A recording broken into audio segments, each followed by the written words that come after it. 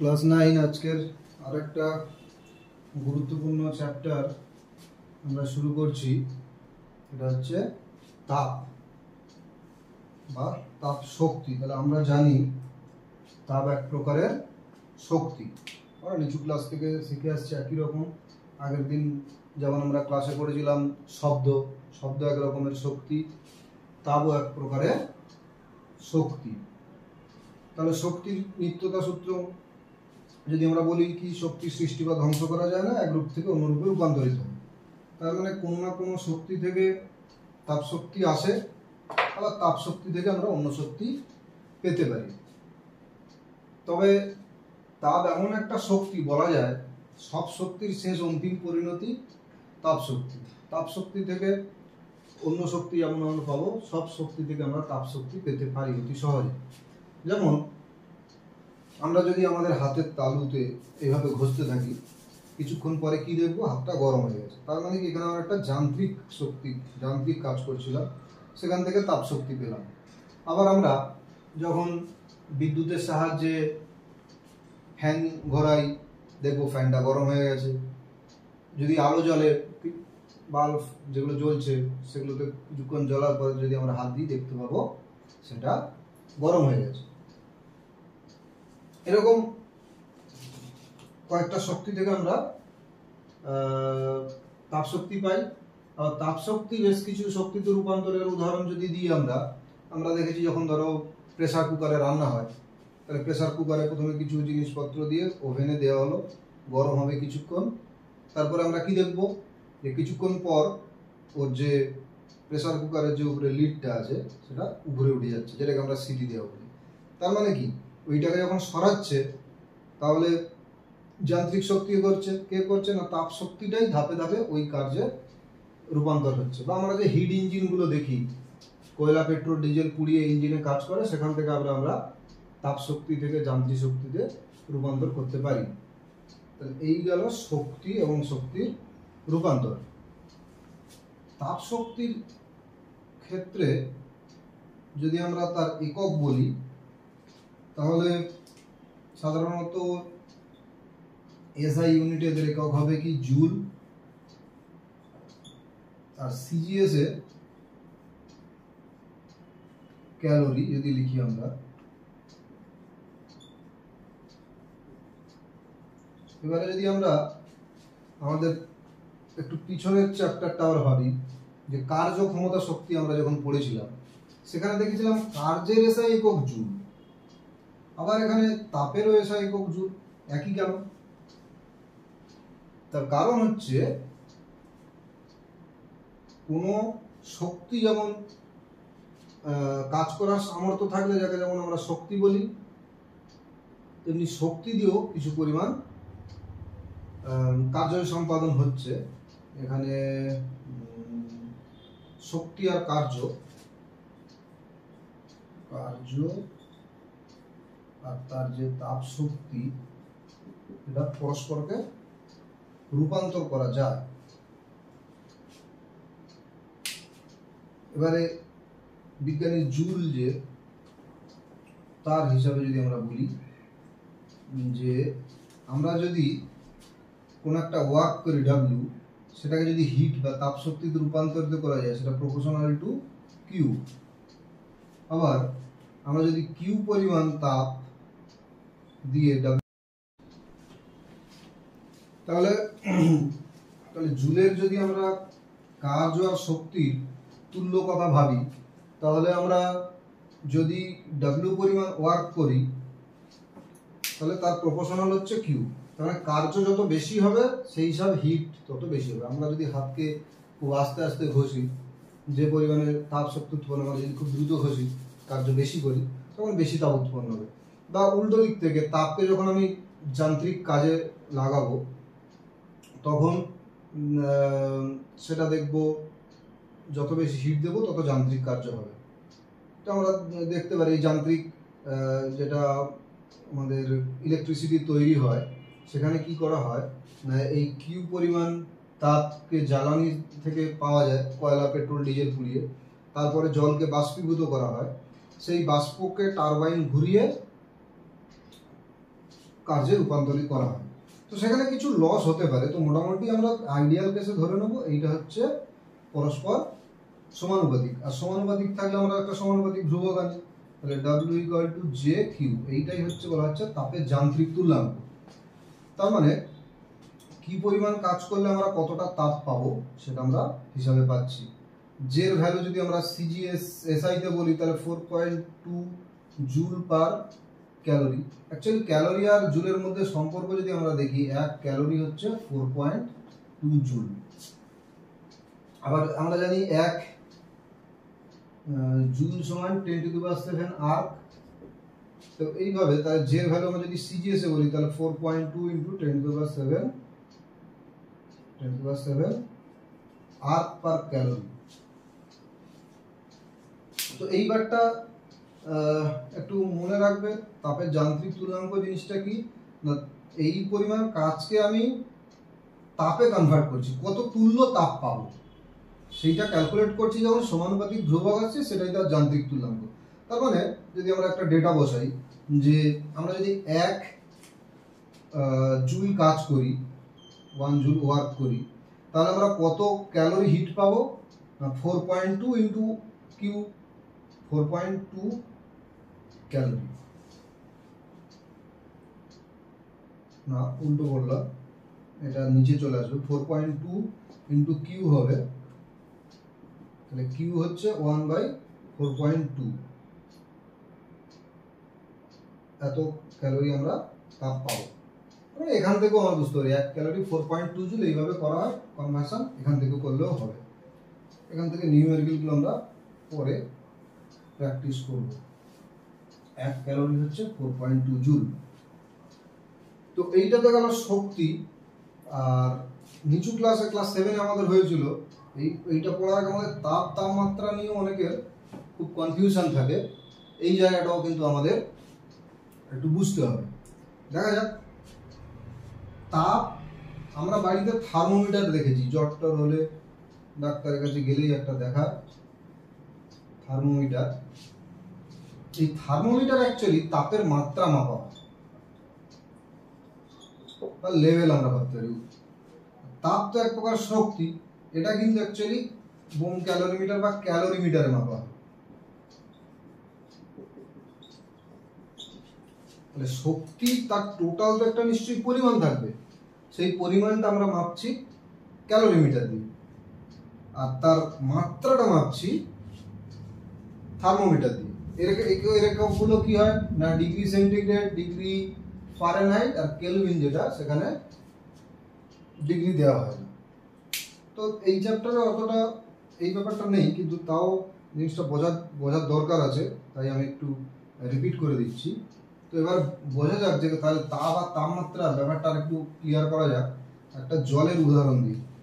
ধরো আমার একটা বড় পাত্রে জল আছে, সে পরিমাণ বললাম 1 লিটার, তাহলে এই পরিমাণটা ফিক্সড। এইবারে এই পরিমাণ জলটাকে যদি আমি দুটো পাত্রে ঢালি, একটা হচ্ছে অনেক ফ্ল্যাট পাত্র আর একটা লম্বা চোখ, তাহলে একই পরিমাণ জল যদি আমি ঢালি এই পাত্রে একবার আর সমপরে এইবার, তাহলে এখানে কি হবে, এই পাত্রটা যেহেতু সরু চোঙের মতো, এর যে হাইট হবে, আর এখানে বড় পাত্র হওয়ার দরুন এর হাইটটা একটু কম হবে। তাহলে খেয়াল করে দেখো, একই পরিমাণ জল কিন্তু আমি দুটো পাত্রে দেওয়ার জন্য তাদের লেভেলটা আলাদা হয়ে যাচ্ছে। তাহলে এই জিনিসটা একদম এইভাবেই ভাবো, এই যে তাপ যেটা, সেটা এক পরিমাণ শক্তি, তার পরিমাণ আছে, সেটা কোন বস্তুর ভিতরে আছে, একটা ছোট বস্তুর ভিতরে আছে নাকি বড় বস্তুর ভিতরে আছে, শুধু বস্তু নয়, তার আপেক্ষিক তাপের নির্ভর করে, আমরা পরে গিয়ে দেখবো, মোটামুটি আলাদা হতে পারে। সো এইটা যখন আমরা মাপি, এইটাকে বলা হচ্ছে তার মাত্রা। তার তাপ মাত্রার আরেকটা গুরুত্ব আছে কি, খুব ইন্টারেস্টিং ব্যাপার, সেটা হচ্ছে ক্যালোরিমিতির মূলনীতি। ক্যালোরিমিতির মূলনীতি কি না, তাপ এক জায়গা থেকে অন্য জায়গায় সঞ্চালিত হয়। একটা যদি উত্তপ্ত বস্তু আর একটা শীতল বস্তু পরস্পরের সংস্পর্শে আসে, তাহলে শীতল বস্তু তাপ গ্রহণ করবে উষ্ণ বস্তু তাপ বর্জন করবে। তো এরকম আমাদের বাস্তব অভিজ্ঞতা আছে। আমরা যদি কোনো উত্তপ্ত বস্তুতে হাত দিই, সেই তাপটা আমাদের বডিতে চলে আসে, তখন আমরা ভাবি যে গরম লাগছে। আবার উল্টো, আমরা যদি একটা শীতল বস্তুতে হাত দিই, বরফে হাত দিই, আমরা ঠান্ডা অনুভূত হয়, কারণ ওই বরফ আমাদের হাত থেকে তাপ টেনে নেয়। তো এটা অনুভূতির বিষয়।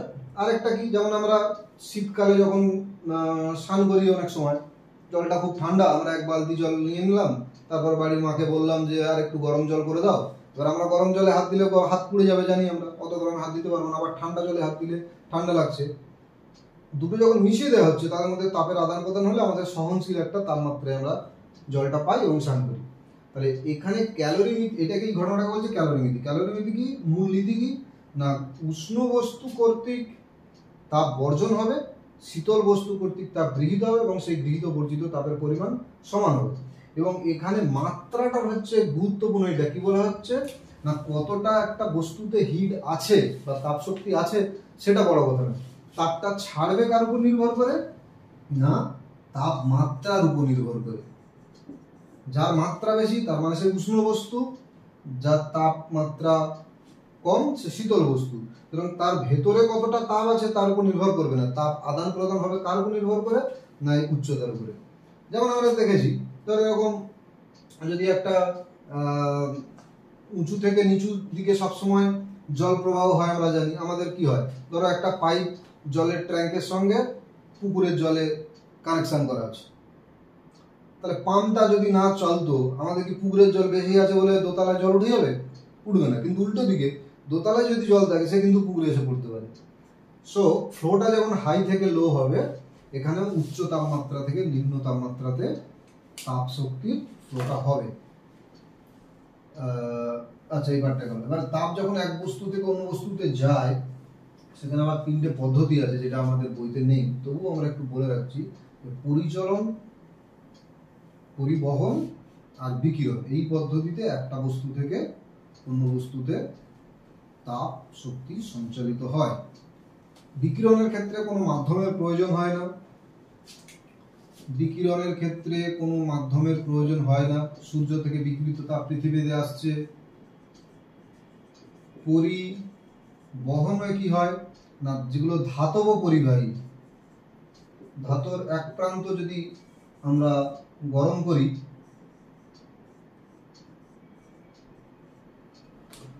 অন্য প্রান্তে তখনও কিন্তু ঠান্ডা, কিন্তু কিছুক্ষণ পরে দেখা যাবে অন্য প্রান্তেও গরম হচ্ছে আস্তে আস্তে।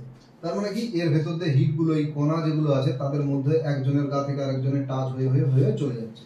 এটা হচ্ছে পরিবহন। আর পরিচলনটা কি, সেখানে কণাগুলো নিজেরাই চলবে। তরল আর গ্যাসীয় পদার্থ এই পরিচলন পদ্ধতিতে উত্তপ্ত হয়। আমরা জিওগ্রাফিতেও পড়েছি যে শীতল বায়ু ভারী, তারা নিচে চলে আসে, আর ভূপৃষ্ঠ থেকে কাছাকাছি যে বায়ু থাকে তারা উত্তপ্ত হয়ে তারা কোথায় চলে যায়, আবার উপরে চলে যায়, আবার নিচে চলে আসে, আবার উপরে চলে যায়, এইভাবে বায়ু উত্তপ্ত হয়। একই ব্যাপারে আমরা কোনো যখন তরল পদার্থকে কোনো পাত্রে রেখে হিট করব, বার্নারে রেখে, সেখানেও একই জিনিস হবে। আমরা নিচে যখন গরম করব এই জায়গাটা, সেই জল যেহেতু ভারী জল হালকা হয়ে উপরে চলে যাবে, আবার উপরে ঠান্ডা জল নিচে নেমে আসবে। এইভাবে পরিচলন পদ্ধতিতে তাপের সঞ্চালন ঘটে। তাহলে পরিবহন হচ্ছে কি, কঠিনের মধ্যে দিয়ে, কঠিনের কণাগুলো তার মুখ করতে পারবে না, সুতরাং একজনের গায়ে হিট আরেকজনের গায়ে যাবে, তার আরেকজনের হিট আরেকজনের গায়ে যাবে, এইভাবে যাবে। আর গ্যাস আর তরল এইভাবে সাধারণত পরিবহন, উত্তপ্ত আর বিকিরণে কোনো মাধ্যম লাগে না। এটা ভালো করে খাতায় লিখে রাখবে, কারণ সব বইতে এগুলো নেই, কিন্তু ইন্টারেস্টিং জিনিস জেনে রাখা ভালো। তাহলে আমরা পড়লাম তাপ, তাপের গ্রহণ বর্জন, ক্যালোরিমিতির মূলনীতি, এবং এটা আমরা একটু পরের দিকে আর একটু ডিটেলসে অঙ্কগুলো প্র্যাকটিস করব। ক্যালোরিমিতির মূলনীতি কি, গৃহীত বা বর্জিত তাপ যদি আমরা এইচ বলি, সেটা তিনটে জিনিসের উপর নির্ভর করে। একটা হচ্ছে বস্তুর ভর, তার আপেক্ষিক তাপ, আর কতটা টেম্পারেচার চেঞ্জ হচ্ছে। আমরা একটু আলোচনা করে নিই, ক্লাসের অঙ্কগুলো আমরা নয় পরে করব। তো এই গৃহীত বা বর্জিত তাপ, তাহলে কি হচ্ছে, ধরো আমি এক টুকরো বরফকে একটা পাত্রে রেখে দিলাম, তাহলে এই বরফ কি করবে, পরিবেশ থেকে তাপ গ্রহণ করে আস্তে আস্তে গলে জল হবে। তাহলে সেই গৃহীত তাপ কত গ্রহণ করবে সেটা নির্ভর করছে কার উপরে, এম এর উপরে। এম মানে ভর, ভর যত বেশি হবে তত বেশি তাপও নেবে। যদি অল্প বরফ হয় অল্প তাপ নেবে, অনেক বেশি বরফ নেবে। সুতরাং এই এম হলো। এস হচ্ছে কি এর, তাহলে এম হচ্ছে বস্তুর ভর, এস হচ্ছে তার আপেক্ষিক তাপ, টি হচ্ছে তাপমাত্রার পার্থক্য বা পরিবর্তন যেটা হচ্ছে, আর এইচ হচ্ছে তো গৃহীত বা বর্জিত তাপ।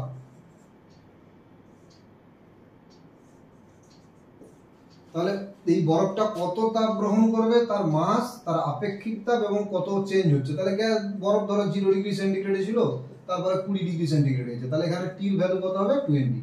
এখান থেকে ছোট ছোট অঙ্কগুলো বইতে করে দেওয়া আছে, দেখলেই বুঝে যাবে, আমি জাস্ট বলে দিলাম। আর পরে তো আবার প্র্যাকটিস করবোই আমরা, আপাতত থিওরিটা বুঝে নিতে হবে। বেশি বরফ হলে বেশি তাপ খাবে, অনেকটা তাপমাত্রা ডিফারেন্স হলে 0 থেকে 20 গেল, 0 থেকে 10 গেল, 0 থেকে 100 গেল, তাহলে যত ডিফারেন্স হবে তত বেশি টির ভ্যালু হবে, তত বেশি তাপ খাবে। আর আপেক্ষিক তাপের একটা ভ্যালু আছে, সেটা যত বেশি হবে তত বেশি তাপ খাবে। যেমন জলের আপেক্ষিক তাপ অনেক বেশি, তার সুবিধা অসুবিধা আছে, আমরা সেগুলো পরে পড়ব। আর আপেক্ষিক তাপের সংজ্ঞা কেমন দেওয়া হচ্ছে না, আমি যদি 1 গ্রাম বস্তু নিই, তার যদি 1 ডিগ্রি সেন্টিগ্রেড বৃদ্ধি করি, তাহলে যে তাপ সে গ্রহণ করবে সেটাই তার হচ্ছে আপেক্ষিক তাপ। এই ভ্যালুটা 1 হয়ে যাবে, এই ভ্যালুটা 1 হয়ে যাবে, তাহলে ডান দিকে থাকবে এস আর এর ভ্যালুটা হবে এইচ। সুতরাং 1 গ্রাম কোনো ভরের বস্তুর উষ্ণতা 1 ডিগ্রি সেন্টিগ্রেড বৃদ্ধি করতে যে পরিমাণ তাপ প্রয়োজন, বা উল্টোটা বলবো, 1 ডিগ্রি টেম্পারেচার কমে গেলে একক ভর যে পরিমাণ হিট রিলিজ করে দেবে বা ছেড়ে দেবে, সেটাই হচ্ছে তার আপেক্ষিক তাপ। তার মানে অঙ্কগুলো পরে করালো, আমি একটা উদাহরণ দিয়ে দিচ্ছি। ধরো একই ভরের দুটো বস্তু আছে, 1 গ্রাম করে, দুটো বস্তু আলাদা, এও 1 গ্রাম, এও 1 গ্রাম। এর আপেক্ষিক তাপ ধরো 2 ক্যালোরি পার গ্রাম, আর এর 4 ক্যালোরি পার গ্রাম। তাহলে দেখো, এর যদি আমি 1 ডিগ্রি সেন্টিগ্রেড বৃদ্ধি করি, তাহলে গৃহীত তাপ কি হবে, H = M, 1, এটা 2 আর এটা 1, তাহলে 2 ক্যালোরি। আর এর ক্ষেত্রে কত হবে, H = 1 × 4 × 1, তার মানে কত, 4 ক্যালোরি তাপ লাগবে। তার মানে কি দেখছি, যে আপেক্ষিক তাপ যদি তার বেশি হয়, তার বেশি তাপের প্রয়োজন। উল্টে যখন, যার জন্য জলের আপেক্ষিক তাপ তুলনামূলক বেশি হওয়ার জন্য একে গরম করতে আমাদের অনেক বেশি তাপ দিতে হয়, উল্টে আবার গরম জল যখন হিট রিলিজ করে বা হিট ছেড়ে দিয়ে শীতল হবে, তখন অনেক বেশি তাপ বর্জন করবে। এটা পুরো বস্তুর ধর্ম, নিজস্ব ধর্ম।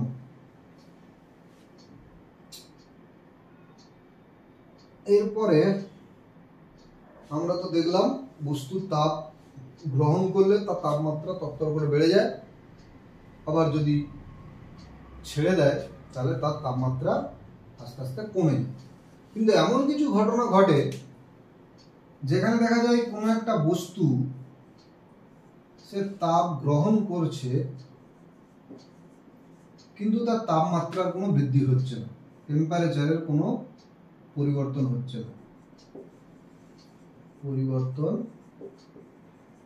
না, তাহলে তাপ গ্রহণ করছে, এদিকে তাপমাত্রার পরিবর্তন করছে, তাহলে তাপটা লীন হয়ে যাচ্ছে, আমরা খুঁজে পাচ্ছি না, বিলীন হয়ে যাচ্ছে।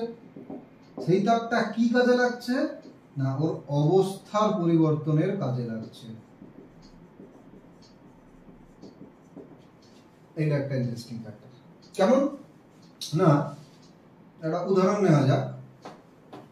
ধরো আমি ডিপ ফ্রিজ থেকে একটা বরফ বের করেছি, ডিপ ফ্রিজ থেকে একটা বরফের টুকরো বের করেছি, যার টেম্পারেচার কিনা -10 ডিগ্রি সেন্টিগ্রেড। পরিবেশের তাপমাত্রা দেখা যাবে হয়তো 35 ডিগ্রি সেন্টিগ্রেড। সুতরাং বায়ুর পরিপার্শ্বিক তাপমাত্রা অনেক বেশি, আর আমরা জানি উত্তপ্ত বস্তু থেকে শীতল বস্তুতে তাপ সঞ্চালিত হবে, তাহলে এই বরফ পারিপার্শ্বিক জায়গা থেকে তাপ সঞ্চালন গ্রহণ করবে। করতে করতে তাপমাত্রাটা একসময় হবে -5 ডিগ্রি সেন্টিগ্রেড, -1 ডিগ্রি সেন্টিগ্রেড, তারপর দেখা গেল 0 ডিগ্রি সেন্টিগ্রেড। এই 0 ডিগ্রি সেন্টিগ্রেড হয়ে দেখা যাচ্ছে কিছুক্ষণ তাপমাত্রা ফিক্সড হয়ে আছে, আর কোনো পরিবর্তন হচ্ছে না। উল্টে কি হচ্ছে, এই বরফগুলো গলে গলে গলে গলে গলে গলে জলে পরিণত হচ্ছে আস্তে আস্তে। কতক্ষণ এই তাপমাত্রা ফিক্স থাকছে না, যতক্ষণ না সমস্ত বরফটা গলে জল হয় ততক্ষণ তাপমাত্রা পরিবর্তন হচ্ছে না। যখন পুরোটা জল হয়ে গেল তারপরে আবার টেম্পারেচার বাড়ছে 1 ডিগ্রি সেন্টিগ্রেড, 2 ডিগ্রি সেন্টিগ্রেড। ঠিক একইভাবে পরিবেশের যে তাপমাত্রা তার সঙ্গে সমান হয়ে যাবে 35 ডিগ্রি সেন্টিগ্রেড, ততক্ষণ এই তাপের আদান প্রদান চলবে। এইবারে আমরা কি করলাম, নিচে একটা বার্নার জেলে দিলাম, তারপর আবার তাপমাত্রা বাড়বে, কত হবে 36, 37, এরকম হতে হতে হতে হতে 100 ডিগ্রি সেন্টিগ্রেডে পৌঁছে গেল। তারপর দেখা যাচ্ছে জল ফুটতে শুরু করেছে, থার্মোমিটার দিয়ে মেপে দেখা যাচ্ছে তাপমাত্রা কিন্তু পরিবর্তন হচ্ছে না, প্রায় অর্ধেক জল বাষ্পীভূত হয়ে গেল, তাও পরিবর্তন হচ্ছে না।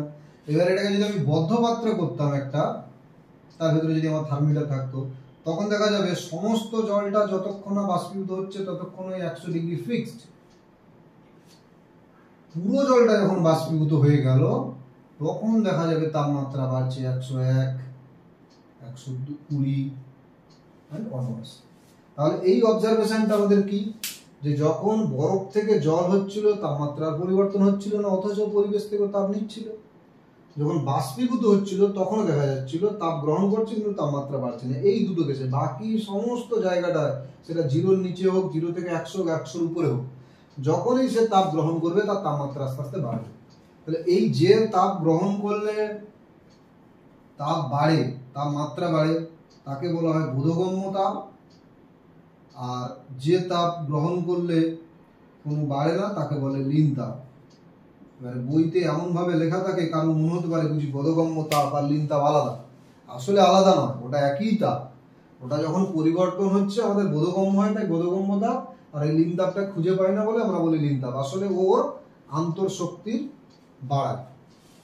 ভেতরে এই যে গ্যাস তরল হয়েছিল, সে যে গ্যাস হচ্ছে বা কঠিন ছিল তরল হলো, তার মানে কি আমরা যখন শুয়ে থাকি জবতব হয়ে, তারপরে আমরা যদি ভাবি একটু দাঁড়াবো, ছোট হাঁটা করবো, তাহলে আমাদের একটু এনার্জি দরকার। তো এই এনার্জিটা খেয়ে নিচ্ছে কোথা থেকে, এই তাপ শক্তি দিয়ে। আচ্ছা, এক্ষেত্রে যেমন গৃহীত বা পরিচিত তাপের, বোধগম্য তাপের ক্ষেত্রে আমরা দেখলাম গৃহীত বা পরিচিত = mst। এর ক্ষেত্রেও কিন্তু ফিক্সড আছে। যেমন বিশুদ্ধ জলের ক্ষেত্রে যদি হয়, বিশুদ্ধ জলের ক্ষেত্রে এর বরফ গলনের লীন তাপ হচ্ছে 80 ক্যালোরি পার গ্রাম। মানে 1 গ্রাম বরফকে যদি জলে পরিণত করতে হয় তাহলে তার, এবং এই তাপটা কত বেশি খেয়াল করো, ধরো 1 গ্রাম একটা বরফ আছে, আইস 1 গ্রাম, তাকে 1 গ্রাম জলে পরিণত করতে আমাকে 80 ক্যালোরি তাপ দিতে হবে। কোনো টেম্পারেচার ডিফারেন্স নেই, শুধু ওই 0 ডিগ্রি সেন্টিগ্রেডের আইস তাকে 0 ডিগ্রি সেন্টিগ্রেডের ওয়াটারে করেছি। অথচ আবার 80 ক্যালোরি যদি আমি তাপ দিয়ে, টেম্পারেচার কিন্তু 80 ডিগ্রি সেন্টিগ্রেড হয়ে যাবে। কারণ 1 গ্রাম বিশুদ্ধ জলের উষ্ণতা 1 ডিগ্রি বৃদ্ধি করতে 1 ক্যালোরি তাপ লাগে। এটা ক্যালোরি ডেফিনেশনও আছে। ক্যালোরি যে আমরা একক লিখেছিলাম, বিশুদ্ধ জলের উষ্ণতা 1 ডিগ্রি সেন্টিগ্রেড বৃদ্ধি করতে যে পরিমাণ তাপের প্রয়োজন হয় সেটাই হচ্ছে তার 1 ক্যালোরি। তাহলে 80 ক্যালোরি তাপ নিচ্ছে শুধু গলনের জন্য। তারপরে যদি 80 দিই, ওর টেম্পারেচার 80-তে চলে যাবে, আর 20 দিলেই 100 ফুটবে। আবার বরফ যে উল্টে, যখন 1 গ্রাম জল যদি বাষ্পীভূত হয়, ও কিন্তু ওই পরিমাণ তাপ 80 ক্যালোরি তাপ ছেড়ে দেবে। আর বিশুদ্ধ জলে যদি স্ফুটনাঙ্ক বলি, প্রায় 537 ক্যালোরি পার গ্রাম, অনেকটাই 537। এই জন্যে অনেক সময় প্রশ্ন করা হয়, তার মানে কি আমরা যদি কম উষ্ণ বস্তুতে হাত দিই তাহলে আমাদের হাত পুড়ে যাবে, বেশি উষ্ণতায় দিলে বেশি পুড়ে যাবে। কিন্তু এখানে অনেক সময় টুইস্ট করা হয় যে 100 ডিগ্রি সেন্টিগ্রেড জল, তাতে যদি আমার হাত কোনোভাবে ডুবে যায় ভুল করে, আর 100 ডিগ্রি সেন্টিগ্রেডের বাষ্প, সেখানে যদি আমার হাত ভুল করে ডুবে যায়, তাহলে কি হবে না, 100 ডিগ্রির ক্ষেত্রে কিন্তু আমার হাত অনেক বেশি পুড়ে যাবে। কারণ সেখানে তাপমাত্রা ফিক্সড হলেও জলের থেকে বাষ্পের ভিতরে এই 537 ক্যালোরি তাপ বেশি আছে। আমি হাত দিলেই ওটা আমার হাতের মধ্যে সঞ্চালিত হবে এবং হাত পুড়ে যাওয়ার ভয়ঙ্কর চান্স থাকবে। 100 ডিগ্রি সেন্টিগ্রেড জলেও পুড়বেই, কিন্তু বাষ্প হলে আর বেশি পড়ে যাবে। এই জন্য দেখবে বাড়িতে যারা রান্না টান্না করে কখনো কখনো ভুল করে, ধরো ভাতের হাঁড়ি ফুটছে, ভুল করে যদি কেউ তার ক্যাপটা মানে উপরে ঢাকনাটা সরিয়ে ফেলে আর ওই ধোঁয়াটা যদি এসে হাতে লাগে বা মুখে লাগে, প্রচন্ড জ্বালা করে, হাত পুড়েও যেতে পারে, খুব সাবধান থাকতে হয়। তাহলে আমরা এই একটা জিনিস বুঝলাম। আর আমি এই ক্লাসটা যেগুলো ছোট ছোট জিনিস আছে কমপ্লিট করেই দেবো ভেবেছি, আর নিউমেরিক্যালস বা অঙ্কগুলো ওটা আরেকটা আলাদা ক্লাসে করাবো, আর থিওরিটা ভালো করে বুঝে নিতে হবে। এরপরে কয়েকটা জিনিস আছে, যেমন লিন তত্ত্ব বললাম। এরপরে হচ্ছে আমাদের বায়ুমণ্ডলের যে জল থাকে, জলীয় বাষ্প, সেইটা নিয়ে একটু আলোচনা করা যাক। তাহলে আমাদের দেখেছি, জিওগ্রাফিতেও পড়েছি যে বৃষ্টি কিভাবে হয় না, যত জলাশয় আছে, নদী, সমুদ্র, খাল, বিল, সেখান থেকে জল বাষ্পীভূত হয়, উপরে ঠান্ডা জলীয় বাষ্পপূর্ণ হালকা বায়ু উপরে চলে যায় বা বায়ুর মাধ্যমে প্রবাহিত হয়ে আমাদের যেমন উত্তর দিকে প্রবাহিত হয়, তারপরে পাহাড়ে ধাক্কা মেরে আরো উপরে উঠতে থাকে, তারপরে তাদের ঠান্ডার সংস্পর্শে এসে আস্তে আস্তে ঘনীভূত হয়ে আবার জলীয় কণায় পরিণত হয়, যেটা বৃষ্টি বা কুয়াশা কিভাবে হচ্ছে আমরা পরে দেখবো, মোটামুটি মেঘ টেঘ হয়। তো আমরা আবার যদি দ্রবণের চ্যাপ্টারে যাই, সেখানে আমরা কি দেখেছিলাম, যদি আমার 1 গ্লাস জল থাকে, সেখানে কিন্তু আমরা যদি ভাবে একটু লবণ গুলে দেবো, দ্রবণ তৈরি করবো, লবণ দ্রবীভূত করে, সেখানে কিন্তু আমরা আনলিমিটেড লবণ দ্রবীভূত করতে পারবো না। 1 গ্লাস জলে 1 বস্তা লবণ দিয়ে দেবো, এরকম তো হতে পারে না।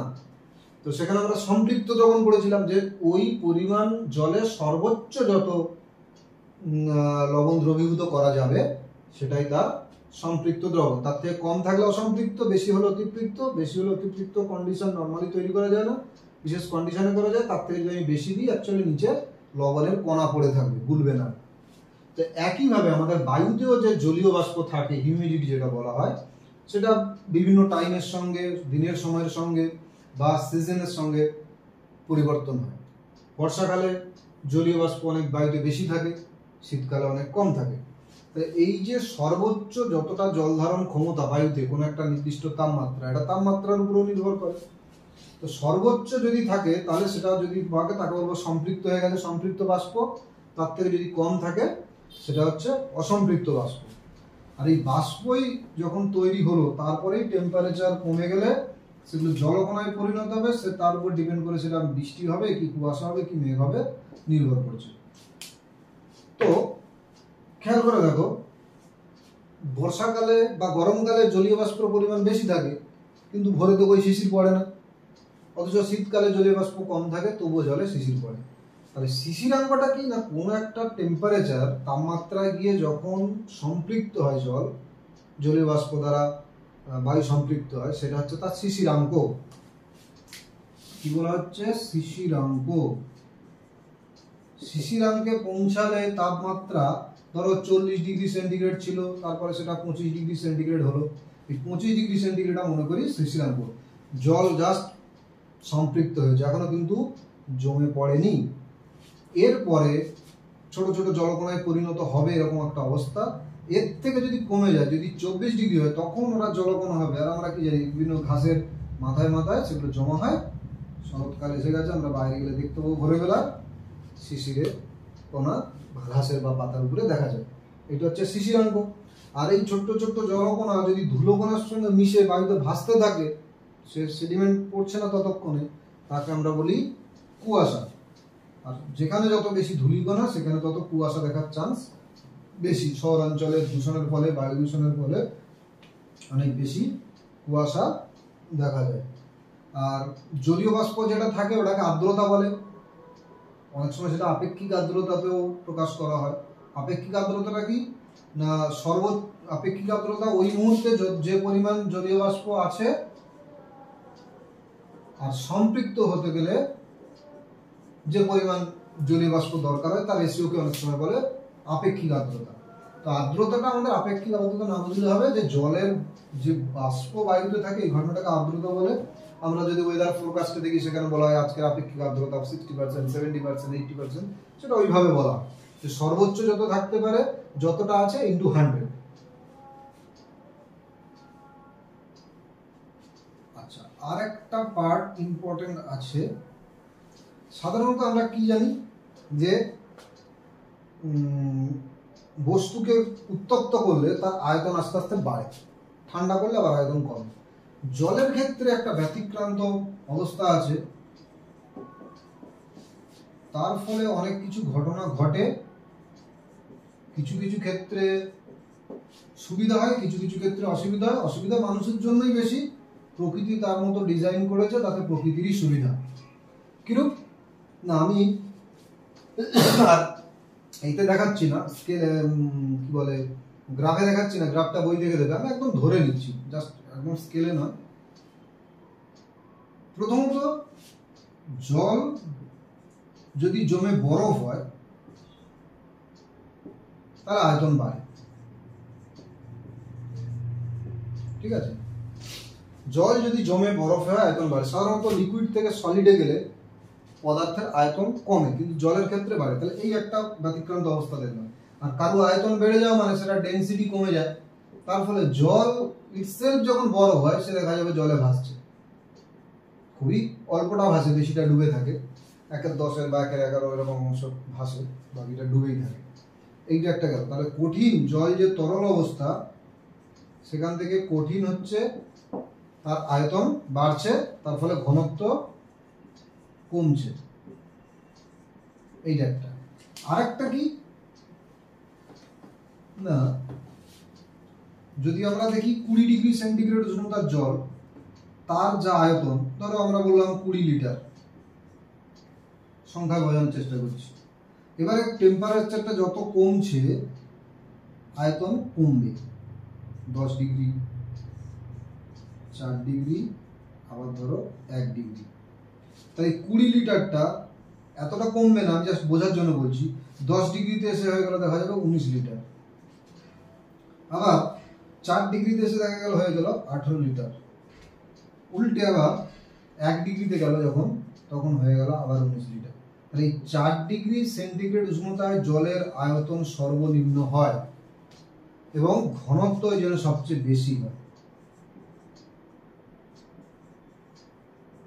এই জায়গাটা ভালো করে খেয়াল রাখতে হবে।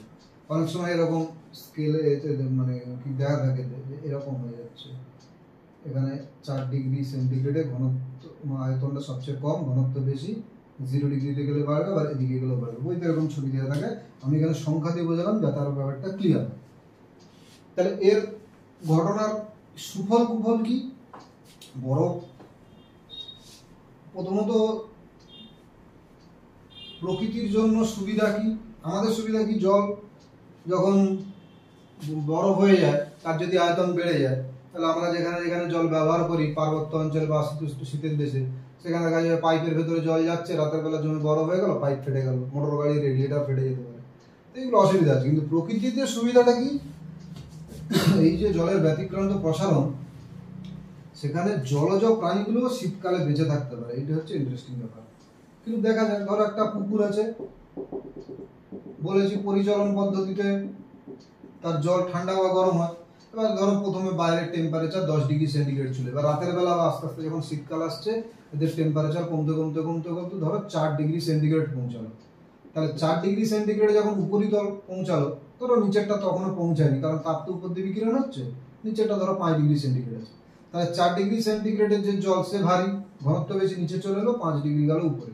তাহলে এইভাবে আস্তে আস্তে পরিচালন পদ্ধতিতে পুরোটাই হয়ে গেল 4 ডিগ্রি সেন্টিগ্রেড।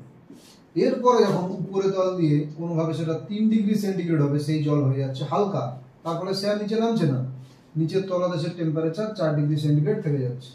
এবারে 3 ডিগ্রি, 2 ডিগ্রি, 1 ডিগ্রি হয়ে বরফ হয়ে গেল, তাহলে উপরে বরফের আস্তরণ পড়ে গেল, বরফও হালকা, সেও জলে ভাসছে।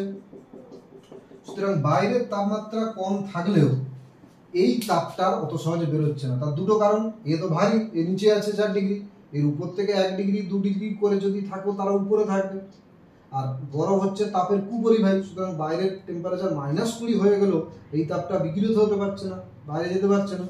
তাহলে এইভাবে টোটাল শীতকালটা বা শীত প্রধান দেশে বরফের তলায় এইভাবে জল অবস্থান করতে পারে, আর নিচে জলজ প্রাণীগুলো নিশ্চিন্তে বসবাস করতে পারে। এই গেল জলের ব্যতিক্রান্ত প্রসারণ।